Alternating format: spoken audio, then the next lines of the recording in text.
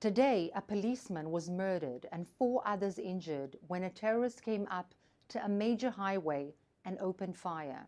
This is the 4th deadly terror attack in the last 2 weeks, as Israel continues to be fired upon by Hamas, Hezbollah, the Houthis, Iran, and other proxies. Remember, Israel is fighting for the defense of its citizens on 7 fronts. That's why Israel's soldiers are in Lebanon. Israel's troops are degrading Hezbollah's ability to murder Israelis, taking out Hezbollah's commanders, taking out Hezbollah launchers, sealing Hezbollah tunnels. It's working. How do we know? Hezbollah and Iran are signaling, yet again, they want a ceasefire. Israel is receiving indirect requests from Hezbollah and Iran for a ceasefire, a source told the Jerusalem Post. We've spoken about similar reports in the past. Iran and its proxy army in Lebanon wants Israel to stop hammering away at them, but not because they want peace. Hezbollah and the Islamic Republic of Iran want a chance to rebuild, rearm, and again be ready to rocket Israel's people while invading its northern towns. That is why Israel is responding with a no, thank you. Israel doesn't want that kind of ceasefire. In fact, it needs a new reality where Hezbollah cannot fire 13,000 Iranian rockets, missiles, and drones as they have been doing for a whole year since October 8, 2023. In fact, Israel needs a new reality in which 60,000 people who were displaced from their homes can safely return. It's not just Hezbollah and the Islamic Republic of Iran talking about a ceasefire. The UN Security Council emphasized the need for a diplomatic endeavor that would bring a durable end to the conflict and allow civilians on both sides of the Israeli-Lebanese border to safely return to their homes. The Council statement also called for the full implementation of United Nations Security Council Resolution 1701. I'm just reminding everyone, 1701 has not been implemented for the last 18 years. Instead, Hezbollah continued to fortify southern Lebanon right under UNIFIL's noses and continued to rain hellfire on Israeli civilians. 1701 and UNIFIL have failed. The UN Security Council is responsible for that particular abject failure. Calling for more of the same will simply lead to more Hezbollah wars and to the destabilization of Lebanon itself, which Hezbollah is supposedly protecting. Indeed, whatever comes next must address the shortfalls of 1701 and UNIFIL and create a reality where Hezbollah is not armed and not on Israel's border. As we mentioned yesterday, UNIFIL, the UN peacekeepers in southern Lebanon, say they are at risk. Israel continues to tell UNIFIL, leave, get out of harm's way.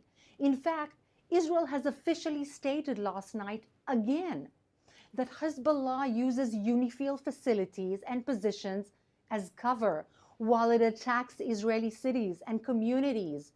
These attacks have claimed the lives of many Israelis, including yesterday. UNIFIL troops that refuse to leave the area are endangering themselves and enabling Hezbollah to use them for cover. In fact, UNIFIL failed to stop Hezbollah until now. Now, it is kindly requested to get out of the way so that Israel can do what they did not. Let's take some questions from our audience watching live on social media.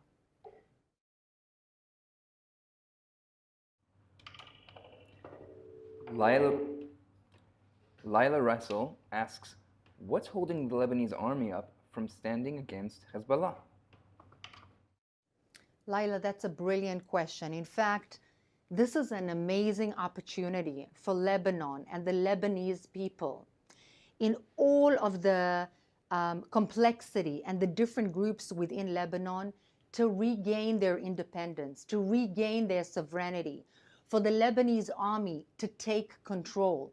Israel doesn't want Lebanon. It doesn't want to occupy Lebanon. It just wants peace and not having a terrorist organization shoot at our civilians. And therefore, this is an excellent opportunity for the Lebanese army and the Lebanese people in general to have capacity building in their own government and to take control. At the moment, they're still not doing it, and they're probably still afraid of the resurrection of the Hezbollah, which has taken Lebanon hostage.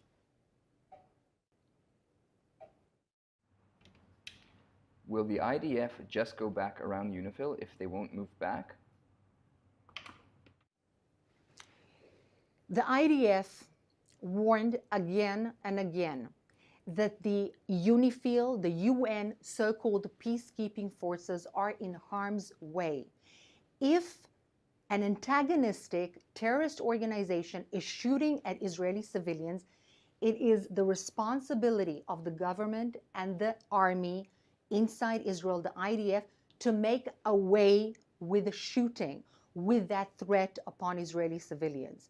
What the UN peacekeeping forces are doing is in fact inhibiting the Israeli defense forces from defending its own civilians. They're not doing anything else. They are not protecting Lebanese civilians by doing this.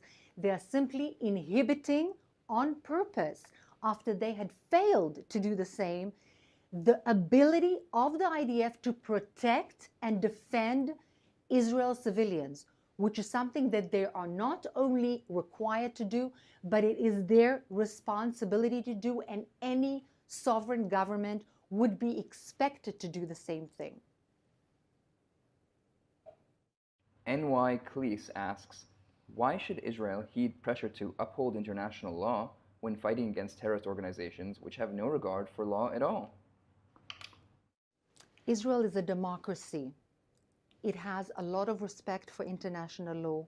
It doesn't matter how many people throughout the world can laugh at that, can belittle that, can take aim at Israel's respect of international law.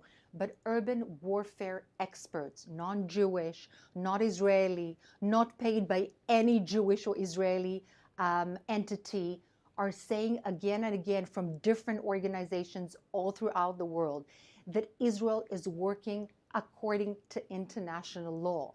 And one of the things to actually prove that is the fact that different bodies throughout the world, law enforcing bodies like the ICJ and so on, have not come up with convincing evidence that Israel is doing something against international law.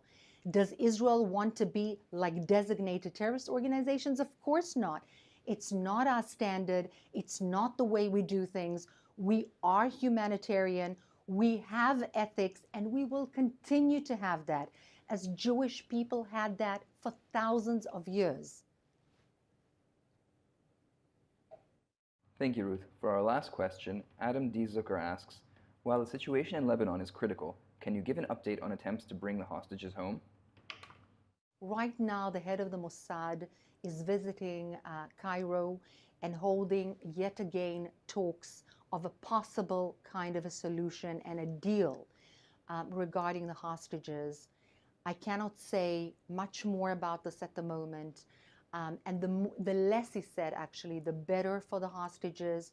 I do want to say, however, that the hostages, unfortunately, they are the security belt right now for Sinwar. And Sinwar, in a complete disregard for international law, is keeping illegally civilians, Israeli civilians, against every kind of ethic around him as a security belt. He has no hope for resurrection without them. And this is what is making the deal so very difficult. But yes, there are continued talks, and there is a continued responsibility on the part of the Israeli government to do everything that it can to bring our people back home. Thank you so much for being with us today. Tomorrow is our festival. I want to wish everybody who's having the festivities at home with the families a Chag Sameach, and we'll see each other again on Sunday. Thank you.